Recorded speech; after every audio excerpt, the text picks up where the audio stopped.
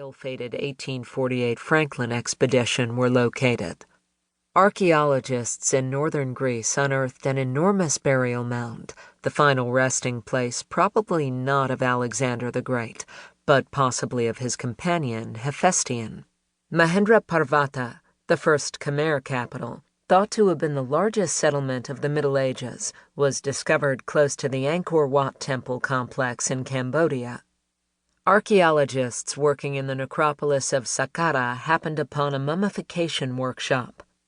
In the Cygnus constellation, 1,400 light-years from our sun, a celestial body was found in a so-called habitable zone, on which the average temperature is similar to that of Earth, meaning there may be or may once have been water there, and hence also life, such as we imagine life to be. Preface. On an August day a few years ago, I visited a town in the north.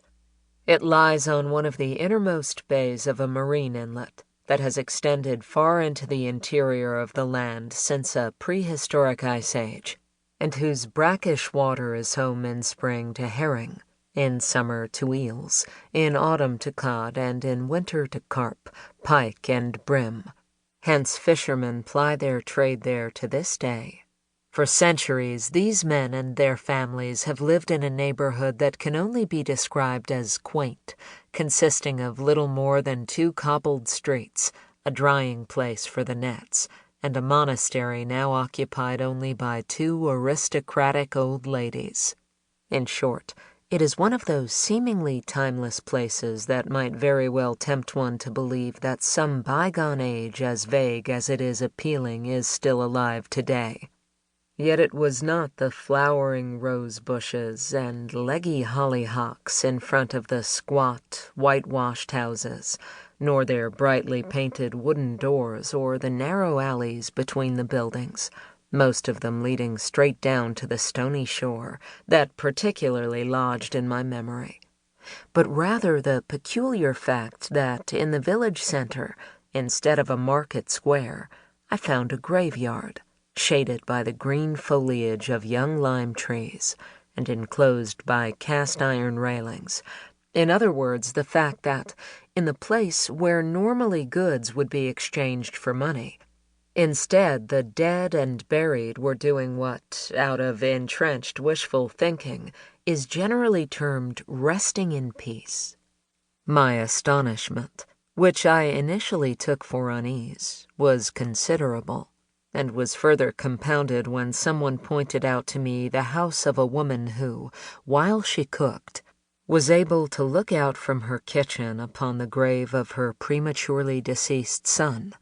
and it became clear to me that the centuries-old tradition of the guild that takes care of the funeral rites here had resulted in the dead and living of the same family ending up in the kind of close proximity I had previously only heard of in the case of the inhabitants of certain Pacific islands. Of course, I had visited other notable burial sites before, the cemetery island of San Michele, for instance, which, with its high red brick walls, looms up out of the turquoise water of the lagoon of Venice like an impenetrable fortress, or the garish stalls in the Hollywood Forever Cemetery to mark the Dia de los Muertos, celebrated annually by the Mexican people, with graves decked out in orange and yellow, and skulls made from brightly colored sugar and papier-mâché, doomed by their advanced state of decay to grin in perpetuity. Yet none touched me as deeply as the fishing community's cemetery, whose peculiar shape, a kind of compromise between a circle and a square, struck me as the very emblem of the remarkable utopia I saw embodied there, a life where death was always in view. For a long time I was convinced that in this place, whose Danish name means small island or surrounded by water,